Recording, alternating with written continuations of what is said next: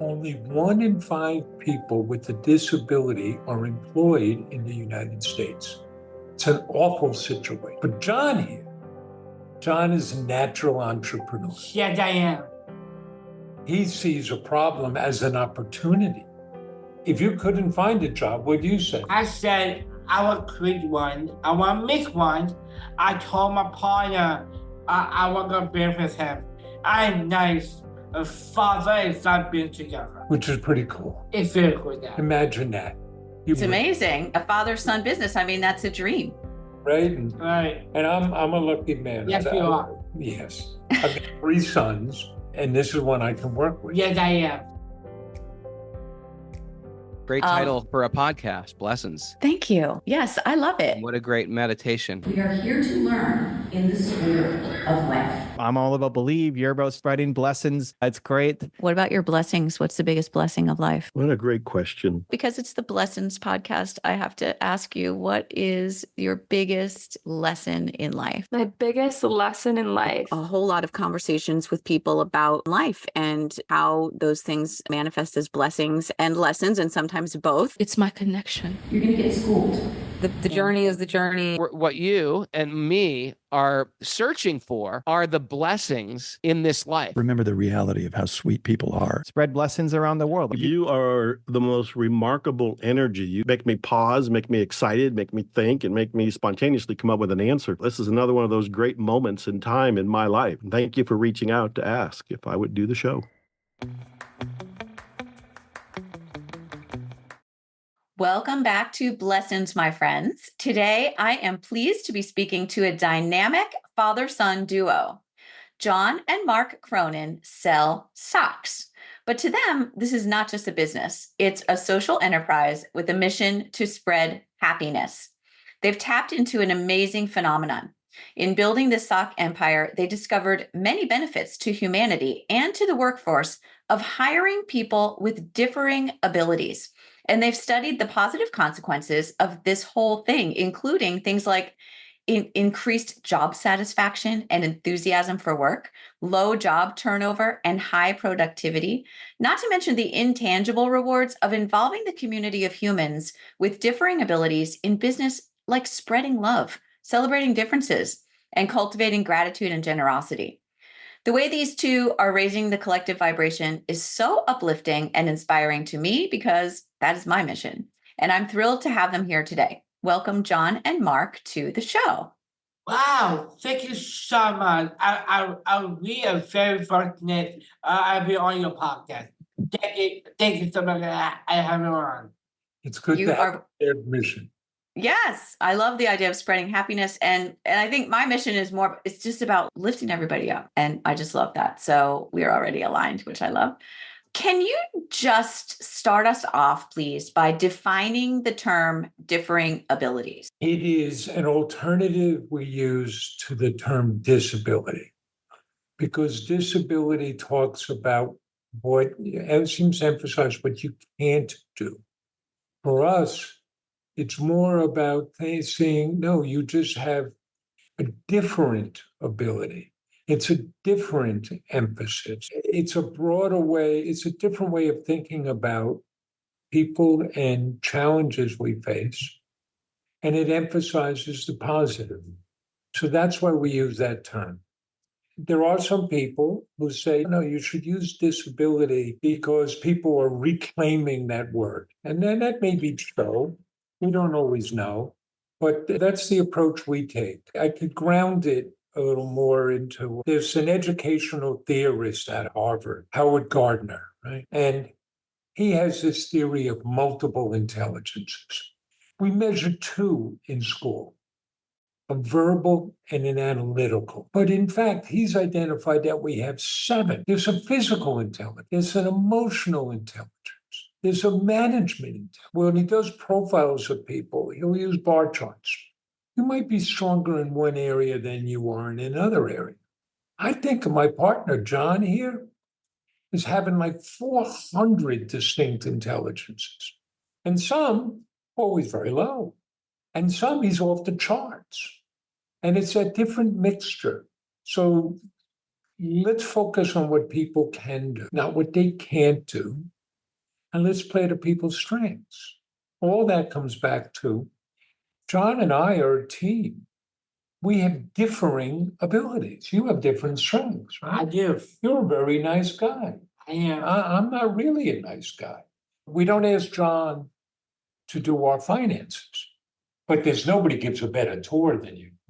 Absolutely. And who's the best dancer in the place? I am the best dancer ever. I am the best dancer in the country.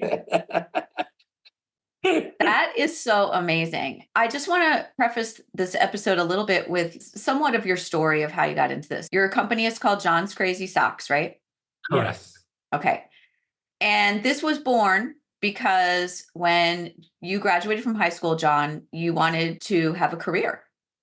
And so, can you talk a little bit about how you came up with the idea and what it's all been like starting this business, this entrepreneurial journey for you? I have we have a DNA. I'm gonna put back our content, and then I will. You want to tell them more? Take Take it back in time? Right. There are a couple of things to know. First, my partner here, among other things, you have Down syndrome. I am. I have Down syndrome. Down syndrome and never hold me back. Does not. So we'll go back to the fall of 2016 and let me take you back to a small log cabin in the woods. No. Come with us to suburban Long Island in a town called Huntington outside New York City. And where were you, pal? I was at Huntington High School. I'm going to be my last in school. And John, like everybody else, was trying to figure out what comes next. Yes. You know, you said, what type of career can I have? What can I do? And what were you looking at? I look at job program at school. I can't find a great object I don't like. He couldn't find anything he liked. And Mitzi, this is awful, but it's typical. Only 1 in 5 people with a disability are employed in the United States. It's an awful situation. But John here, John is a natural entrepreneur. Yes, I am. He sees a problem as an opportunity. If you couldn't find a job, what'd you say? I said I will create one. I want to make one. I told my partner I want to be with him. I'm nice. A father and son being together. Which is pretty cool. It's very cool. Now. Imagine that. You mentioned It's amazing. It's amazing. A father-son business. That's a dream. right? Right. And I'm a lucky man. Yes, you are. Yes. I've got 3 sons, and this is one I can work with. Yes, I am. It took a little bit of time before he came up with socks, I did. right? You had some other ideas. I did. That was one of them. One of them is a food truck. I saw a great movie about chefs. One on the actor named Sean Farrell. It's a neat movie about a father and son buying a food truck. And now, think about it out there. How many people have eaten from a food truck? Everybody loves it. It's all the rage. We're thinking, what could we make? Where would we put it? You're talking pulled pork sandwiches. Yeah. But we did run into a problem. We can't cook. Yeah, we can't cook. But I know some of you out there, you live around the world, right before the U.S. Thanksgiving, at the end of November. I had really ideas. You did. You had your eureka moment. I really did. I said, I want to sell crazy socks. Why socks? It's fun. It's colorful. It's creative. It always let me be me. I want crazy socks my whole life. So that's where the idea comes from. Yeah. And what we decided to do was to test the idea. No, we didn't take a lot of time with a business plan. We said, we'll get something up and running. Customers will let us know. So we built a website. John already had the name. You'll notice, Mitzi, that he likes naming everything after him. You don't see my name anywhere. He already had the name. We got a little bit of inventory. The only marketing we did was to set up a Facebook page. And I would take out my cell phone and we made videos. And who do you think was in those videos? Yeah, I'm gonna guess it was you, John, in the videos. I had 10 things for the afternoon. Socks, and more socks. And we noticed something. People started sharing those videos. So what day did we open? We opened December 9th, 2016, on the Friday. We didn't know what to expect. But that first day, we got what felt like a flood of orders. We got 42 orders. And most of them were local, which made sense. Mhm. We lived in Huntington. He's in Huntington High School. I love Huntington. Yes, you do. And we had temporary office space there. So how did we decide to deliver those first orders? I decided to do a home delivery. We got a nice, beautiful red box, putting a sock in the box, and I put it up a chicken note I wrote every package, and I put a candy, all a bag of Hershey Kisses. Right, we got Hershey's Kisses, filled up the boxes, loaded up the car, drove around, and you knocked on doors delivering socks. Yes, they did. Our customer responds. They love the socks. And a customer responds, take a picture with me, box of socks our customers love, and I share it on social media. A word I get a spread. So here in New York, in December, it Yes, gets I dark know. early and it's I know. cold. It's just the two of us. We're driving around. He's getting out, knocking on doors, and I see him going in these houses. I'm sitting out in the car in the dark and it's getting cold. And I'm like, where are you, John? Meanwhile, he's inside drinking hot chocolate, taking pictures, telling stories, having a grand old time. But at the end of that month, really 2 weeks, we had shipped 452 orders and we knew we had something. We didn't know how big it would grow. We didn't know how fast it would grow, but we knew we had something. So what we've done, and you mentioned this, it's a slightly different type of business model. It's a social enterprise where we have both the social and the business drive. And what's our mission? I spread happiness. And here we are 8 years later. We're still here. That's a good thing. When we first started, we had 37 different socks. How many different socks do we have now? Today we have a 4,000 different socks. Dad, I own the world's largest stock. That's pretty cool. We've been able to create 34 jobs. 22 of those are held by people with different abilities. We've shipped now 475,000 packages to 89 different countries. Yeah. Through our Giving Back program, which is baked into everything we do. John has now donated over $800,000 to our charity partners, like Special Olympics, National Down Syndrome Yep. Society, the Autism Animals Society in of America. And you like to say, I say we just get started. just getting started. That's so amazing. Does this business support your whole family now? It does. It supports us. My wife works in it. She's the mama bear. And she's a mama bear, and also my younger brother, Jamie, works with me. Okay, he's not your younger brother. He's older, but he's not your oldest brother. Well, he's not younger than you. He's the younger, older brother. He's right. He's your younger, older brother. So that's it. And if you'd like, we could always talk about the joys, the unadulterated joys of working with family members. Okay, what's the stickiest situation you got yourself in with this enterprise, this family enterprise? On the family side, let's see. Jamie, my middle son, was working with us, and it wasn't going well. And he came in just as the pandemic started and told me he was quitting, which was probably a good thing. Because if we kept working together, you were going to find us both in a pool of blood on the floor with axes in our heads. Oh, no. And it was even that was pretty funny. He comes in and says, I'm quitting because they had just announced the $600 unemployment bonus Yeah. during the pandemic. That's a big time. Says, I'm going to do that. And I looked at him and said, I don't think you understand how unemployment works. If you quit, you don't get unemployment. Said, all the big corporations take care of that. You get it. And I was like, no. If you quit, they're going to ask me how you left. I say, you quit, you don't get unemployment.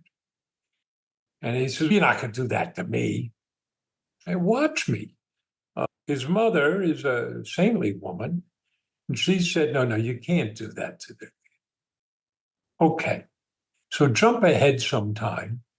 We are driving to a The family wedding. wedding in Maine. Amen. Yeah. We got everybody in the car. We got my eldest son, his wife is in the car with us. It's going to be about an 8-hour drive. Right before we leave, I pick up the mail, and what's in the mail but a bill from New York State for, I don't know, $5,000 for my unemployment increase. And I'm looking at this, and my wife is next to me saying, you can't say anything. We're about to go on an 8-hour drive. I say, watch me. And I turn it to my son and I say, you want to see what I got this morning? Wow, those corporations pay. No. So that was definitely a bummer. Here's the good. Yeah. He went elsewhere. He's done other things. He's back working with us now. I don't know how many of you out there have worked with your spouse. That's always great fun. Oh yeah, I'm working with my mom. You and love working with your mom. I do. And So sometimes, sometimes she I tell this story. I'm sorry, I love this story. I know it's good. Okay, I love this story already. You haven't even told it yet. I want to hear. It's not. You come home at night and you imagine that you want to talk to somebody and say, "Would you mind if I just vented about some stuff at work?" And my loving, supportive wife says, "Sure." And I say, there is this woman at work. You're not going to believe what she did today. She's driving me around the bend. And it's you. Well, God bless you. Oh my goodness. I don't think I could. I probably could work with family members for a time, but I'm sure that it's really difficult because things come up that you can't let it hurt the relationship, right? Sure. There are where we have different approaches, my wife likes to come home and relax, turn it off. I'm kind of high energy going all the time. And we can put her in a difficult situation. She works with other people. And so you have those work relationships. And then she'll look at me sometimes and, I don't know if I should tell you this. Just understand, once you do, I can't unhear it. Mm-hmm. And sometimes people will take, I think everyone has learned this now, thinking that she speaks for me. She doesn't. And that's both an unfair burden on her and a misinterpretation.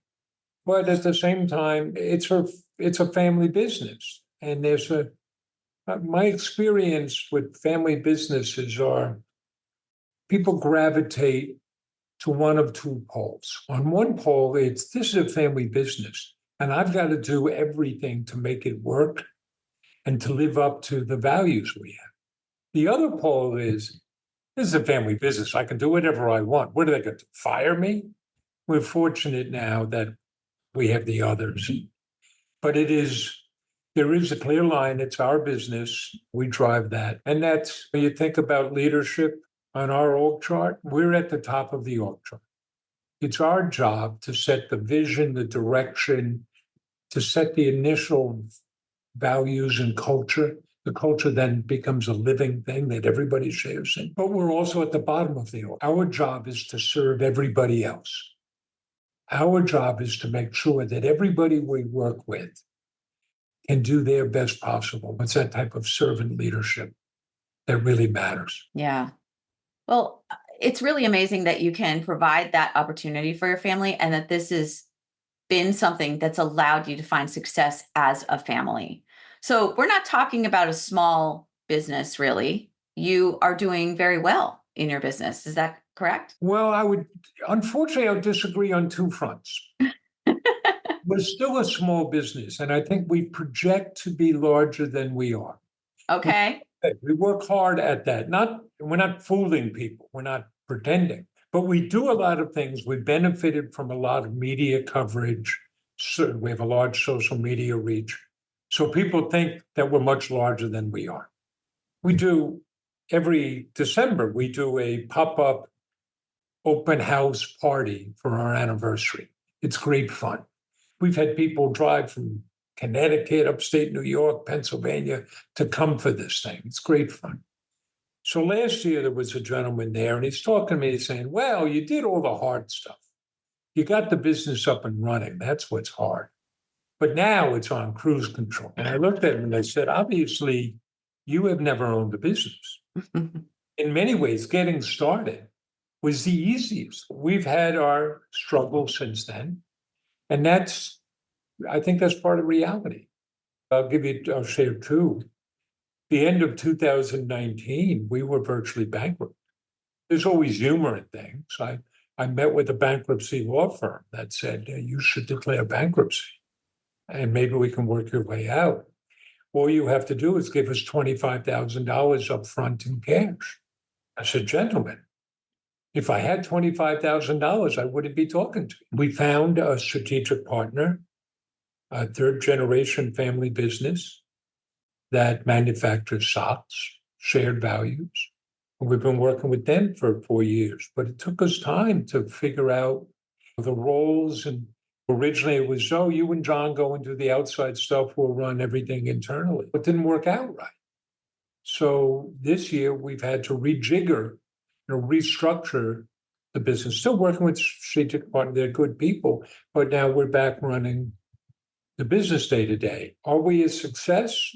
Yes, we're still here. We've been able to create jobs. We could share how transformative a job can be. We're fortunate to go and spread the word. In that sense, we're like evangelists, promoting people with different abilities. This month, Maria, who manages us, is our colleague who organizes us. Without her, we spin off the earth. She's got us doing 9 speaking engagements this month. When we're done here, we're going over to Long Island University to speak to their entrepreneurial program. Last week, started the week in Indiana, Fort Wayne, with 2 speaking engagements. On Thursday, we did a presentation for the Small Business Administration and their executive team. On Thursday, we're speaking at a conference in Connecticut. These are great opportunities.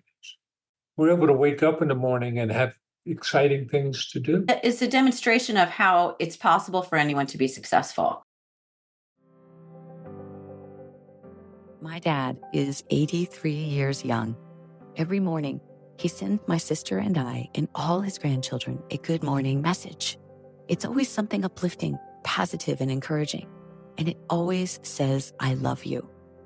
We all look forward to this, and we know that Granddad won't be around forever. So we really cherish these messages of love and empowerment. My dad loves to say, every day is a new opportunity. And that is what he taught me. That, along with how to work smarter, hold family dear, and go after my dreams. I know there are people out there who go through the motions every day with no one saying good morning, no encouraging word, and to support a positive mindset. And there are others who are doing all the right things, but still need a little nudge to create and maintain positive habits throughout the day. So in my dad's honor, I've created Your Positive Moment. Research clearly shows the benefits of positivity and connection. A recent Gallup poll showed a significant percentage of the world is lonely. Your Positive Moment solves these problems. These are messages that come directly to your phone first thing in the morning, so you can begin every day on a high note. The message includes a loving greeting, an affirmation, a daily reflection, and an easy action step to get you going in the direction of growth and fulfillment and transformation, and to help you stack up good habits. A simple daily message has the power to change your life. Get started with your beneficial morning message habit for free. yourpositivemoment.com. I love that you talk about the things that you can cultivate in a person simply by giving them a chance. What happens to a person that you've seen from employing people with differing abilities in your own business? What happens to their mind? What happens to their whole demeanor? What happens to their life and their body and their emotions, everything? We get to see minor miracles all the time. Many of the people we work with have never had a job before. But we always have two ceremonies. One is when we hire them, and we could talk about that process. Everybody's earned a job. We have a little ceremony to welcome them to the team, and we give everybody a business card because they're a professional. It's just a little symbol.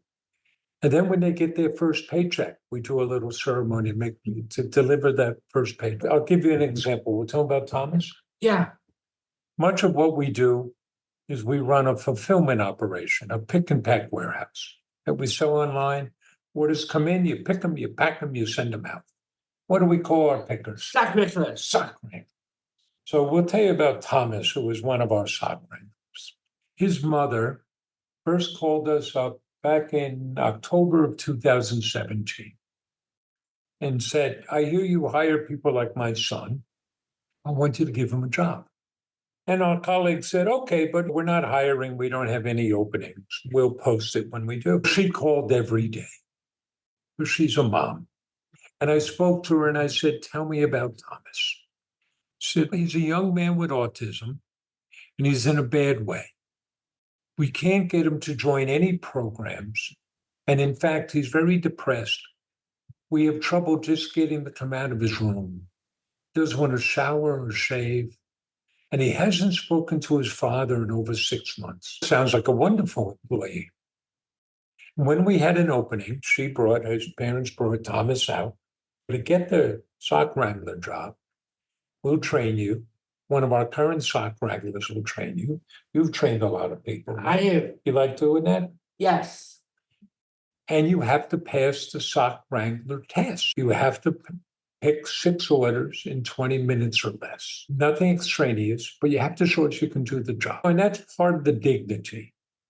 Everybody who works with us knows he or she earned that job. I told you before, John's a very nice guy.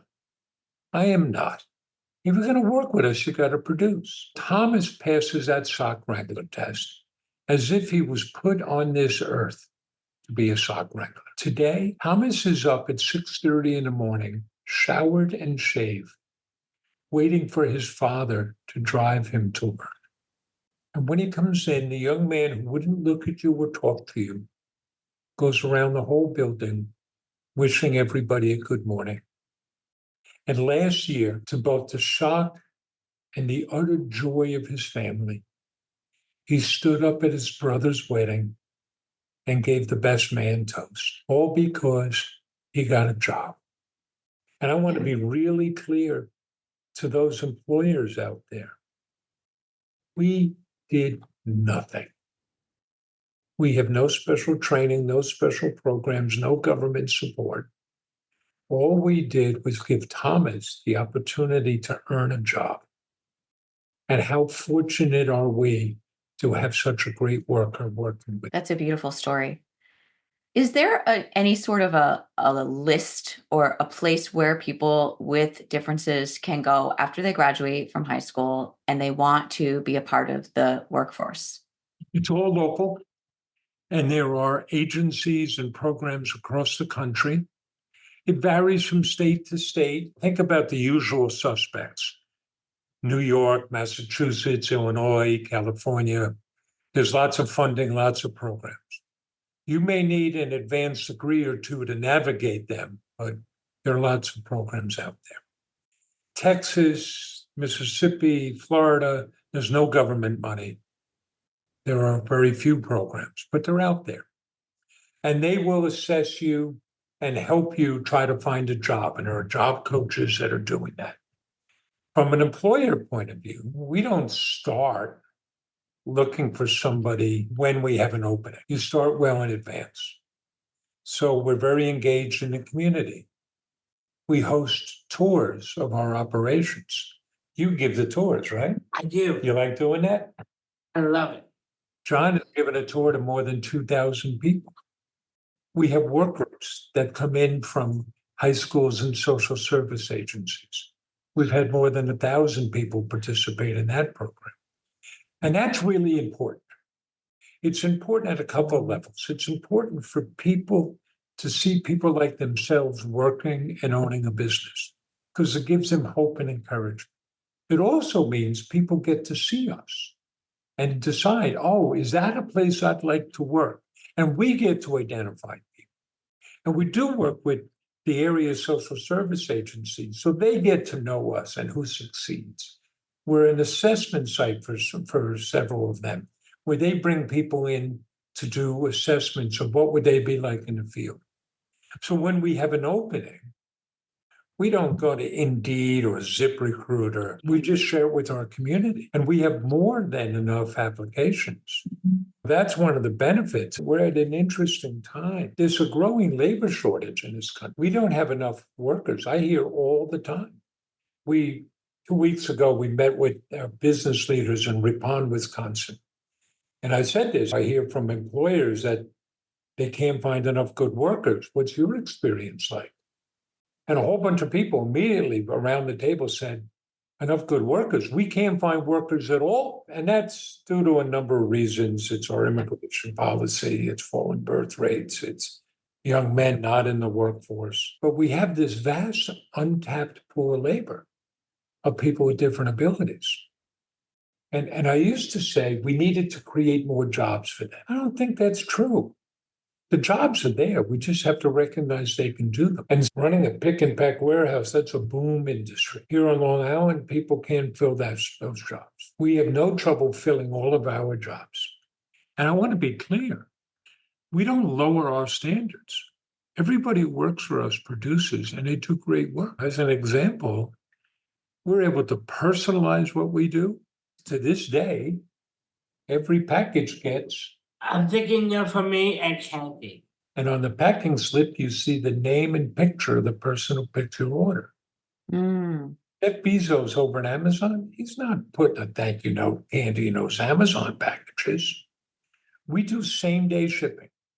If an order comes in today by 3 o'clock, it is going out today. And our error rate is less than 0.2 of 1%. How many people do you have picking that are of differing abilities? Almost everybody. That's amazing. Over our 8 years, we've pulled for our warehouse, we've pulled from 3 labor pools. People with different abilities, moms, there are some dads in there, but we schedule people in 4-hour shifts. You can work 8 hours, and that's so that people with different abilities can manage their benefits. Because if they earn too much, they lose their SSI. That's a different conversation, that's all. It's heavy lifting. Moms like it because I can put my kid on the bus in the morning, come to work, be there in the afternoon. And then we have general laborers who want a starting salary of $16.50 an hour. By far, the best labor pool of people with different abilities. They want to be there. They're enthusiastic. They never miss work. They care about what they're doing. Those organizations that learn to tap into that resource gain a competitive advantage over others. And we could share examples of lots of other small businesses. Sunshine Car Wash in Florida, started by a family because their brother had autism and they hire all people with autism. Ventures ATL in Atlanta, they do data entry work and kitting and assembly work. I hear in New York, Spectrum Design, a booming business. They'll put a logo on anything. Out of Boston, Coletti's Cookies, owned by Colette DeVito, as down. But here's a small business out of Redmond, Washington, that people you've heard of. They're called Microsoft. So they pick their head. They're in fierce competition to hire programmers and technical. And they pick their heads up one day and say, how come we don't hire more people with autism? Because many of them have great technical skills. The answer anybody who works in the field knows. It's because that person may not look you in the eye at the job interview. They may not give you a firm handshake. They're pretty smart people at Microsoft. They figure out what the heck does having a firm handshake have to do with writing great computer code? So they changed their hiring process. And now they hire lots of people with differing abilities, and particularly on the autism spectrum. That gives them a competitive advantage. Yeah. And that's important because we know autism rates are climbing. Yes. And I'll give you one other example. And it comes back to the idea of differing abilities, of seeing different things. So IBM started a neurodiversity program, and they hired a young man, I think his name was Dylan Ratliff, who had autism, and they hire him. He's going to do some programming and technical review work, and they send him to a client site where they ran a quality assurance system. He's there 2 weeks, and he calls them up, and there's already a team been working there. They've been there for years. Would it be okay if I made some changes in the software? Because he saw things that nobody else did.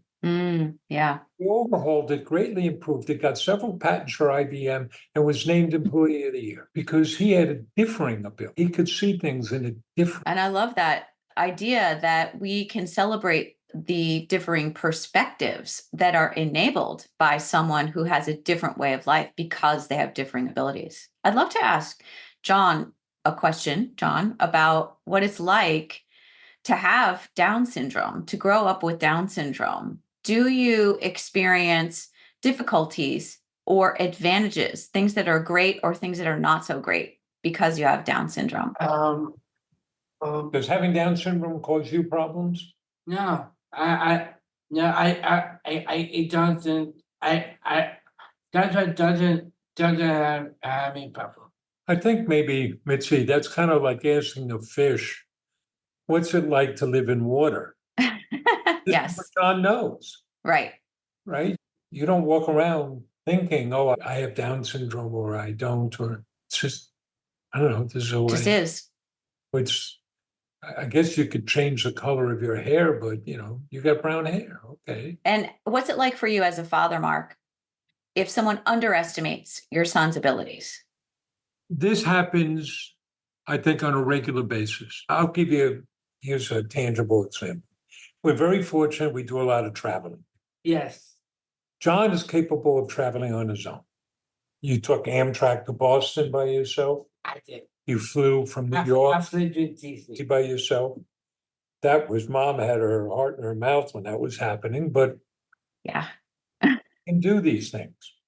Yes. Sometimes when he runs into problems is when somebody intervenes to help, assuming he can do things, when in fact he may be more capable than them. Or we get asked questions, what does John do in the business? Does he really have a role? They used to say that James Brown was the hardest working man in showbiz. I think John may be the hardest working man in with he'll work. There are some days we're working 7 days a week. We start every day. Here's an example. We start every day with a daily startup meeting. It's a 10 to 15 minute meeting. So everybody knows what's going on. And if anybody needs help, we can identify that. Who runs those meetings? I do. John runs the meetings. Don't be late. You will meet the wrath of John. You may have noticed I have a way of telling stories and talking. John will say, Dad, stop, stick to the agenda. Oh, somebody's got to keep on task, right? John, I love that that's you. Okay. Now, John, I heard you talk about your love for dance, and you said you were the best dancer in the world. I love that. I am not the best dancer in the world, so I admire people who can dance, and I think that's amazing. But I did, as I was doing my research on you guys, I came across a little nugget about John's love life. What's going on with your love life, John? You're on the spot. Okay. I don't have a girlfriend. And some challenges I face that I want to meet people. I meet people socialize, socialize other people. You'd like to have a girlfriend. I like to. How do you introduce yourself now frequently when we're speaking? Yes, I'm 28. I'm single and I am eligible. It's eligible. Yeah, that Yeah, I'm trying. I know you are. And I'm What's the latest thing you did? Who'd you join? I joined the program where I live. I here in Huntington. I call Without Walls Mm-hmm. program. It's run by Huntington Town Hall, like a park Recreation, yeah. But you did it to socialize and meet Socialize. people. That can be a challenge for John. You meet a lot of people, right? So here was an example. We're at a dinner with the National Down Syndrome Society in New York City, and you met a woman, and the two of you hit it off right away. And they had some things in common. You hit it off right away, and that was great. But where did she live? She lives in Florida. She lived in Florida. There's a great network of community centers for people with Down syndrome. They serve more than just people with Down syndrome, called Gigi's Playhouse. We've supported them. We've helped someone get started. There's one on Long Island, but it's about a 50-minute drive from here. They run social programs. And you like to sign up to do things there sometimes, right? Yes, I do. But it might be a Friday night and we're coming home from work and geez, we gotta come home and then drive 50 minutes and then wait and then come back. And so, I gotta look at John and say, no, how much do I love you? Do I love you enough but because he doesn't drive, that can be a challenge. Yeah, definitely. But you're open, and it's really important for people to have companionship. Why do you want a girlfriend? Why do you want to find a companion in life? Because I want a girlfriend because I need someone I need someone to be appreciate I do. One tough clock that I broke up one girl 2 years ago. She was mean. Oh, And are we talking again? Are we talking again? Our such friends. okay. Our such best friends, and we're not dating. You're no different than anybody else of looking for companionship. Yeah. It's our eldest son is married. Our middle son is also single and unattached. Yeah, John. I know. But I can just share, and I understand some of this has become political. I don't mean it that way. But my wife and I, we've been married now 43 years.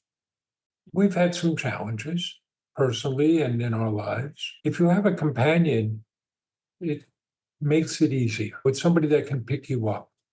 It's not always easy. We joke that we haven't really come close to divorce because we both didn't want to divorce at the same time. Yeah. But murder, that's a different question. Oh my goodness. Congratulations on 43 years. That's amazing. And no relationship comes without its ups and downs. And the idea of having your special someone that's outside of your family is really important in life. It is a contributor to longevity. It contributes to your mindset and your sense of worth and happiness. And so I hope that you can find that companion, John. I'm sure that you will. You have plenty of time. You're very young, and she's out there somewhere. Maybe she's listening right now. Plus, you're a sock tycoon. I am. I would think a sock tycoon is a pretty desirable catch. You get it all. You got the socks, the fun, the business stuff, the great family connections, the finances, everything. I think you're the whole package, John. Just saying. The real deal. You are. And I do have one more question for you, John. If you could think of the best lesson that your dad has taught you, what would that be? The best my dad taught me, he believed in me, and it's nothing without him. I heal Wickham Springs, and he always believed in me because I am very fortunate, and I never was out with my partner. Dad, Yeah, I love you. I'm a lucky man. You are. And Mark, what is the biggest thing that John has taught you? Oh, he's driven home the need for empathy, the need to see people in their own terms, that everybody has a story, that everybody find people's strengths. He reminds me all the time. I could share a deeply personal moment. We told you before about Sergeant John's crazy sons. People like that story.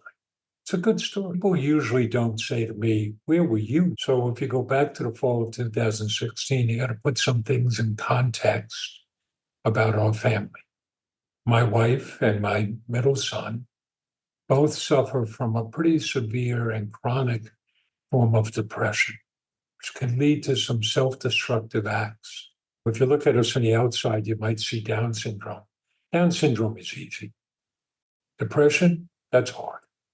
So my wife was an attorney. We struggled for a long time and we didn't even have the language to discuss it. I was always trying to say, why don't you go work? She worked on her own. Why don't you go work for a firm? It would be easier. You like just the law part. Wasn't interested in the business part at all. Just give it up. But she clung to this. So at one point I said, all right, can't beat him, join him. And I came to her and I said, this is what we'll do. I'll come work with you. I'm not an attorney, but I've grown lots of businesses. We'll grow this law practice. She said, that'd be wonderful, which is what we did. We started, she had 5 cases and we grew. We had well over 100 cases. We're hiring people. Things were going well. But she had done something years before, which you can't do. She had dipped into some client funds, one client, taking some money. Always intending to put it back, but she didn't put it. I found this out in fairly late, I guess summer of 2016, and said, you got to go to that client, confess, and we have to give the money back. She said, I can't. If I confess, I'm going to go to jail. And we don't have the money to pay it back. I said, it don't matter. We have to do that. We started paying back that client. And then she stopped talking to us. And on Columbus Day weekend, so it was exactly 8 years, on a Saturday, we got a letter from the Bar Association saying a complaint has been filed against you, and here's what it was. How do you respond? And that's when we knew that the gig was up. The client had gone to the authorities. We were closed on Monday. On Tuesday, we shut the law firm down. And on Tuesday afternoon, 2 detectives showed up at the office to arrest my wife. It was a difficult time. Overnight, we had now lost what had become the family business. My wife was facing jail. We didn't know what the future would hold. And I held her tight and said, okay, we're going to stay together. We're going to protect you as best we can, and we're going to find a way forward. One of the things that you learn, families that have a child with a disability have a higher rate of divorce, much higher rate of divorce. And I would extrapolate that to families that suffer a trauma have a higher divorce rate. We're going to hold together. And so in the midst of that, John comes to me and says, Dad, I want to go into business with you. And I heard my son asking for help. I said, okay. John's much smarter than me, and he has more patience. He has to have a lot of patience with me. It took a while for me to realize John was coming to help me. He was coming to say, Dad, I believe in you. And I know we'll find a way. And we have. My wife pled guilty. You're always learning things. She was sentenced ultimately to a year in jail. We did pay that fine back in full. You learn things all the time. So it turns out, and this is true in most states, if you're sentenced to a year or less, you go to county jail. If you're sentenced for more than a year, you go to state prison. So she was in a county jail and then it's known as a county bullet. And it was automatically reduced to 8 months, but 8 months in jail. We could see her twice a week. So we would drive the hour to go see her. There are always funny moments. I could share two, right? We were invited, the county executive here was given his state of the county address, and he invited us because he was going to talk about our business as part of his address. And you go, and there are community leaders and politicians and elected officials. And we're now used to it. John is a minor celebrity. And so everybody wants their picture with John. So at one point, John is taking a picture with the district attorney, the police commissioner, and the sheriff who runs the jail. And I was really tempted to say, hey, when you guys get back, can you check in on my wife, make sure she's okay? And John, you're a Special Olympic athlete? I am. And when you go to Special Olympic events, competitive events, they like to involve law enforcement and have law enforcement hand out the medals. And frequently, those are corrections officers. So John's competing in a track and field event, and he's getting his medal, and it's being given to him by one of the corrections officers that we would see each week. And it was just like, hey, we'll see you Tuesday night. The good news is both my wife and son are doing well now. They both work with us. Things are really good. But you asked me about John. He has an amazing heart and really sets a standard for what would John do? That's a lot of what we do in our business. What would John do? How would John treat people? Wow. That, first of all, thank you for sharing that story. It really illustrates the kind of family that you have and the kind of man that you are, Mark, as well as, of course, John's character. Your whole life is devoted to lifting up others and helping others. I get this from my buddy here, right? Boy, we talk about spreading happiness. What do you say are the keys to happiness? A gratitude and do for others. Gratitude, do for others. Yeah. The more we can do for others, Yeah. the better off we are. And I love that when you talked about how John coming to you and asking you to start the business was because he was helping you. A lot of spiritual wisdom says that children choose their parents before they come into this life. And it feels to me like there's a reason why John chose you. We would hear this when John was born, and we've heard now other parents share it. Frequently, we'll hear something along the lines of, oh, God only gives a burden to those he knows can handle it, which is an interesting view of the cosmos.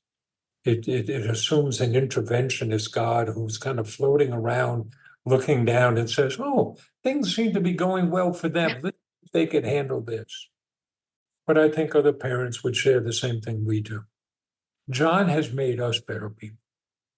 John has helped us figure out what matters. I think I've long been this, but John has emphasized it. No woe is me, no complaints.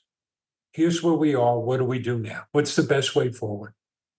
And don't tell me all the reasons we can't do something. Don't tell me all the reasons this is hard. We're just going to figure this out. And why would you want to be any other way? You wouldn't. I appreciate the time that you've spent with me, Mark and John. It was really wonderful getting to know you. And I want all the listeners to know that John and Mark are offering you guys a special discount code. If you would like to go on their website and choose a pair of crazy socks, you just have to go to johnscrazysocks.com and you're going to put in the code Blessings10, and that will be in the show notes for you. You'll be able to get 10% off of an amazing pair of crazy socks, which I'm going to do as soon as I turn this off. I'm going to order my socks. I have 4,000 pairs to choose from, and I can't wait to get a few Christmas gifts. Well, and we should put in a plug. If you buy socks from us, you're going to get socks you love. We have over 33,000 five-star reviews, but more than that, you're going to get that dose of happiness, that package from John. You're going to help us employ people with different abilities. You're going to help us give back. That's part of the experience.